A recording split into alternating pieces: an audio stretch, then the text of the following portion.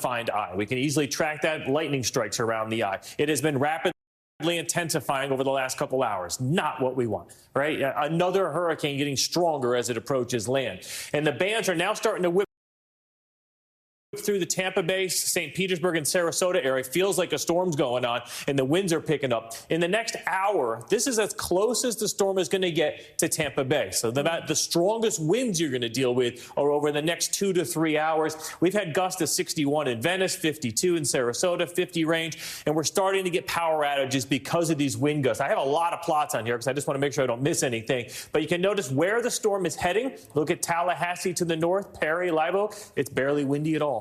It is going to move in a hurry. I mean, we're only 6 hours from those areas getting 120-mile-per-hour wind gusts. And right now, the wind is almost nothing. This storm is flying 23 miles per hour. That's a very fast forward motion for a major hurricane. And because it's still intensifying, we think it will likely be a Category 4 at landfall. Now, the landfall position is going to be just southeast here of Tallahassee, in between Tallahassee and close to Perry, Florida, kind of in between. We're not sure yet which of these two communities is going to go through the eye. Maybe both do. Maybe one gets the brunt of it and one gets the edge of it. But these are the two most likely locations for that extreme wind damage where you're going to have structures destroyed, the top halves of homes destroyed, trees down all over the place, power outages for weeks. So that's what you're preparing for in just a couple hours in areas from Tallahassee to Perry. And then notice, it's still a Category 2 hurricane in southern Georgia as we go throughout 2 a.m. That's unheard of. This thing's moving so fast, it doesn't have time to weaken. Even by the time it gets up here by Atlanta, we still expect it to be a tropical storm at daybreak tomorrow. It's not until tomorrow evening that it finally ends. The water, obviously the wind is going to be extreme. That's what the pictures are going to be. The life-threatening portion of the storm is the water. We've already had a ton of rain in the mountains of North Carolina, Asheville. But one of the river forecasts is higher than it's ever been. That river forecast, they've been watching that since the late 1800s. There's been some epic historic floods that have destroyed Asheville. And they're saying that this one tomorrow will actually get higher than any of those previously. That just kind of like, when you see that, you're like, oh, like this isn't no joke. And as far as Atlanta, southwards through Georgia, there's just a ton of water's already coming down, and the hurricane hasn't even gotten here yet. 43 million people are under flood watches with this storm surge.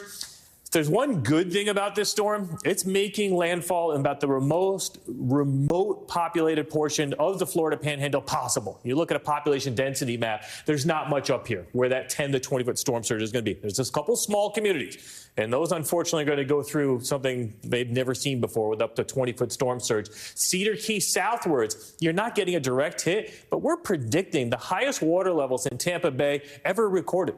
Not even from a direct hit. This storm is so huge, it's pushing so much water that it's possible that areas like Tampa Bay, you could see about a 6 to 8 foot storm surge. Right now, we're at low tide. We're only about 2 foot storm surge. This is going to build quickly this evening, Nicole, as that storm moves in. This is as low as the water levels are going to be, and this is going to rapidly rise. It's going to get dark. It's going to be scary, and it's going to be just a horrific night for anyone that decided not to get out of the way. Talk about 20-foot storm surge. What does that mean, and what does that look like? And at this point, what do you do? At this point, it's almost, if you can get out, get out. I mean, obviously, if you're anywhere from that, especially that Cedar Key northwards, up all the way up through the coast here, these are all the areas where we could get that 20-foot storm surge. They call that unsurvivable. If you remember what happened at Fort Myers Beach, they estimate that the highest surge there was like 14 to 16 feet. We lost 150 lives because some people decided not to go. So the saving grace is that this is not heading for a metropolitan area or even a big populated area, but for, anyone, hopefully all those people are out of here in that region. Now, if you're inland and like Tallahassee, in other words, you have to hide from the wind tonight. You want to look at your property. You don't want to be like in rooms of your house that are near big trees. Know that in like Tallahassee, the winds will be the strongest coming from the east to the west. So you'd want to hide on the west side of your house, possibly a basement if you have. I know a lot of people in Florida don't have basements, but you want to be in an interior room on the west side of the house because if a tree falls, you want to be as far away from it as possible. Those are the kind of decisions that people are going to have to make, Nicole. And, it would even be advised for people in Tallahassee. It's almost like a tornado is coming through. It's only going to last about 3 or 4 hours because it's moving so fast. But just like a tornado, go to an interior room. If you have to get a mattress, put it over your head in the bathtub with your kids. And, 3 hours of just sitting there hearing the train whistle outside as that hurricane blows through. Inland, they haven't been told to evacuate. You're inland, you're away from the water, you're hiding from the wind. We're just hoping that this doesn't, jump up to like a strong Category 4 or 5, because then, it gets hard to survive that, even inland areas that haven't evacuated. Is Helene acting the way you thought it was going to act? I mean, have the models been accurate so far? That's what's so amazing about this storm, because ever since, over the past weekend, we were like, hey, it looks like a storm's going to form, likely going to head up towards the Panhandle region, and not a lot has changed. I mean, this forecast has been pointing at Tallahassee, give or take maybe 20 miles for like 4 straight days. Like, that's almost unheard of. We always get wiggles or changes or tweaks to the forecast. The intensity has actually been pretty good forecast too. So when this is all said and done, no one can say, wow, this one really surprised me. The only people that are going to have trouble, like that weren't prepared for the storm, were people that weren't believing what we were saying. And that always happens, too. There's always doubters that don't think, it's only a tropical storm. How can this be a major hurricane in 48 hours? But that's what's happened. This storm has undergone rapid intensification 2 times now in the last 2 days. And some of this is climate change driven. The Gulf of Mexico is as warm as it's ever been measured. And that's the fuel for these storms. So once the storms get there, and if things are supportive, they can blow up like this. And we've seen it now year after year.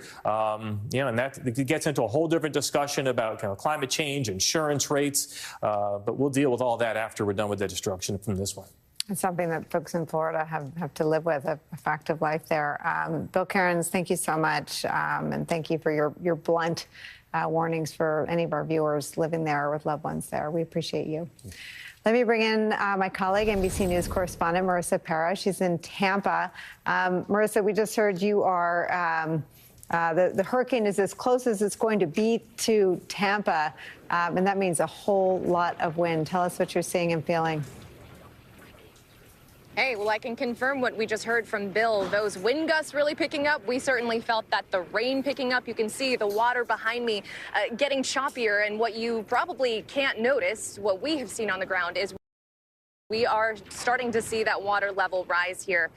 And this is something that we have been warned about. We knew was coming. We were warned of anywhere between 5 to 8 feet of storm surge. And here in the Tampa Bay region, there's a lot of shoreline surface area, if you will, because we have not just the Tampa Bay River, not just Tampa Bay and the Hillsborough River, and of course we have the channels. Of course, there's also the Gulf of Mexico on the other side of places like St. Petersburg. So there's a lot of places where flooding and storm surge can be a real threat. And that's why where we are, this is one of the mandatory evacuation zones. And I want to take you over here. This is along Bayshore Boulevard. This road is closed down for a reason because it is prone to flooding. You can see cars over there blocking off this road.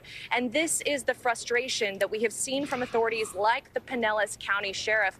His frustration earlier today is that he is not seeing people heeding the evacuation orders enough. He said it is a real problem. Especially because he said at a certain point they are not going to be able to rescue people if they need it. And so a couple of tips for people if anyone is still trying to make their way out. We know that it is so important to get those electric vehicles out of the way of seawater. That is a real fire hazard. So make sure you move those to higher ground if you haven't already. Time is almost out because as you can see, this water is starting to rise here.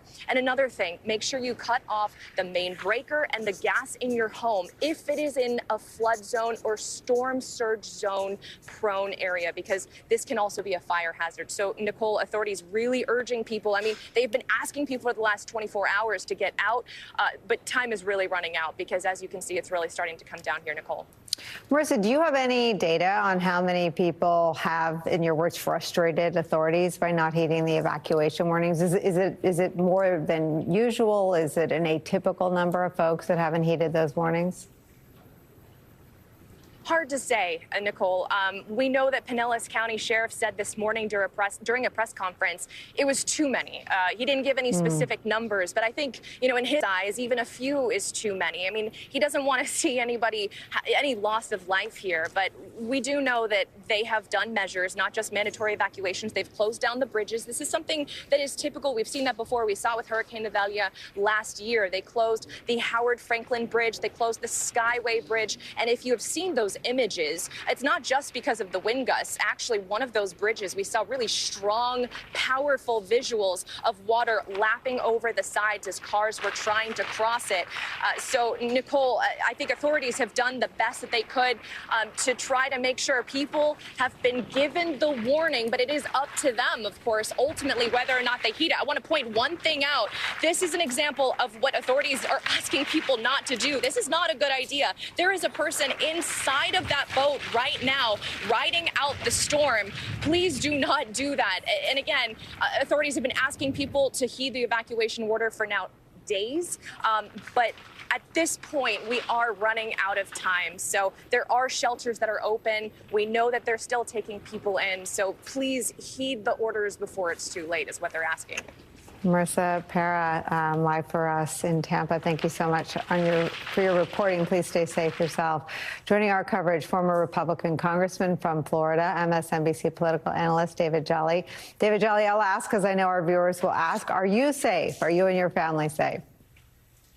We are safe, and you will know it if it changes. But if you go about a half hour due west from Marissa, right on the coastline between St. Petersburg and Clearwater, that's where we are. And everything Bill reported and Marissa is absolutely true. This has dramatically strengthened in the last hour. We are finally getting the real hard winds where you see the trees that are being bent. You see the lashing of the rain. But the question, or the story really is for our beach communities, the coastal flooding, the evacuations that should have started yesterday. Time is almost out. And listen, we are just getting kind of the eastern side of this, which is bad. It is real. People still have time to evacuate, and some are.